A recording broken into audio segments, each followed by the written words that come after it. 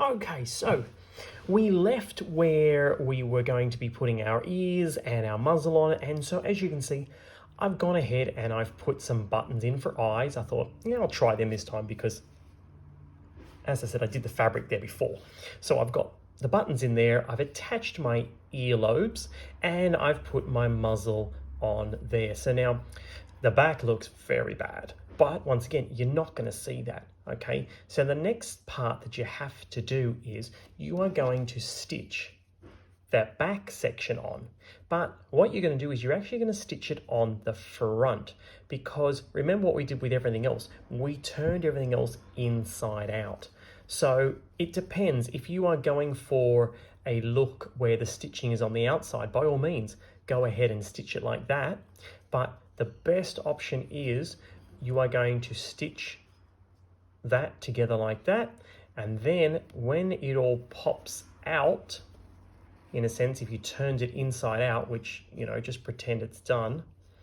If I turned it inside out, that's how it would be looking, all right? So what I'm going to do is I'm going to start stitching this together, and then hopefully you will have done the same thing, and then we can flip it inside out and stitch it. So once again, remember, you want that to remain on the inside. So two options.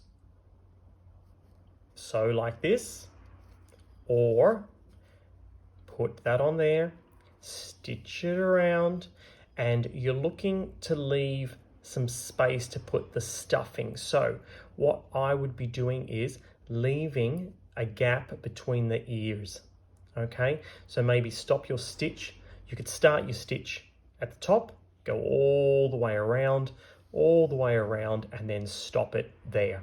All right, because that's probably one of the easiest ways to sort out your stitch, okay?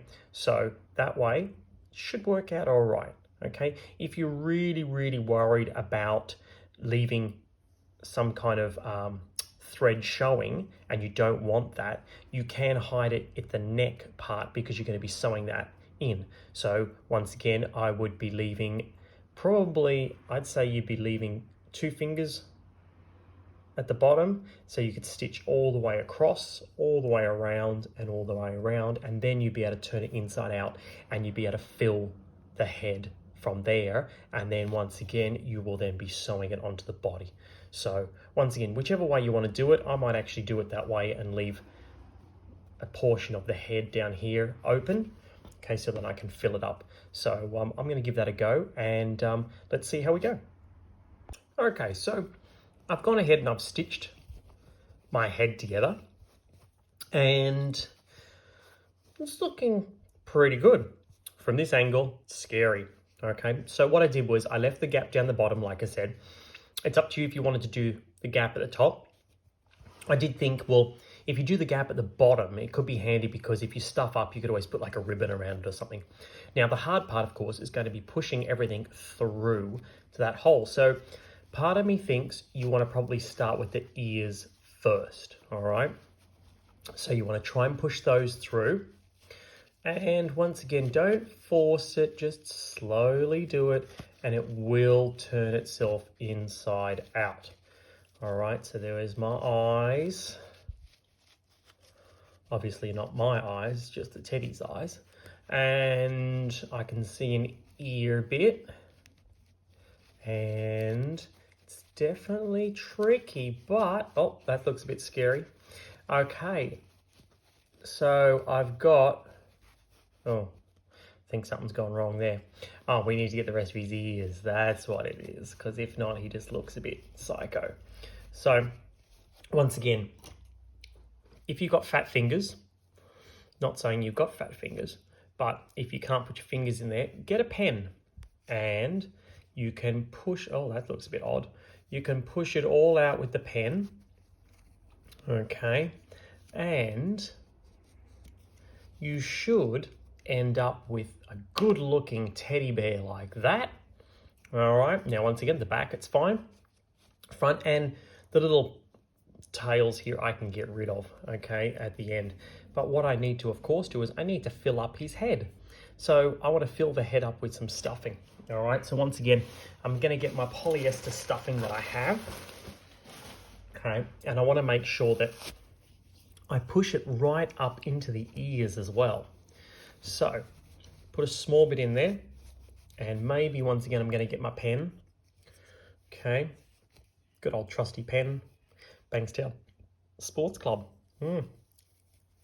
Anyway, push that in there. What if I get money for them sponsoring me for this, huh? Anyway, enough about that. Okay, so now I've put enough in each ear so the ears are solid, okay? And then I can just start, it sounds weird when I say stuffing its face. It's not going to the fridge during COVID like the rest of us. But no, I am stuffing its face. So stuff it with the wadding as much as you want, and you got to make sure that it's in proportion as well, because you don't want a freaky looking teddy. Or maybe you do want a freaky looking teddy, I don't know. But I think just squash it out a bit. I think, yeah, okay, I can put that on there, but compared to his body, he's still very thin. So maybe I'll just do another half of this and I'll pop that in there. So I'm thinking that is going to be how mine is going to be looking. Okay, so then all I've really got is I've got this gap down here. So I now, of course, have to transfer this, put his head on there. Okay, so what I'll do is I will leave you to it, fill up that, make sure your stitching's done. Also, just double check that none of your stitching has come out along the edges. All right, so once you've done that, then in our next section, we will stitch that up and attach the head. All right, so once again, for the next video, you should have this ready to go and you should have this ready to go. Don't stitch that up just yet. Make sure that you are happy with what is there, and then we can stitch that up afterwards. All right, I'll leave you to it.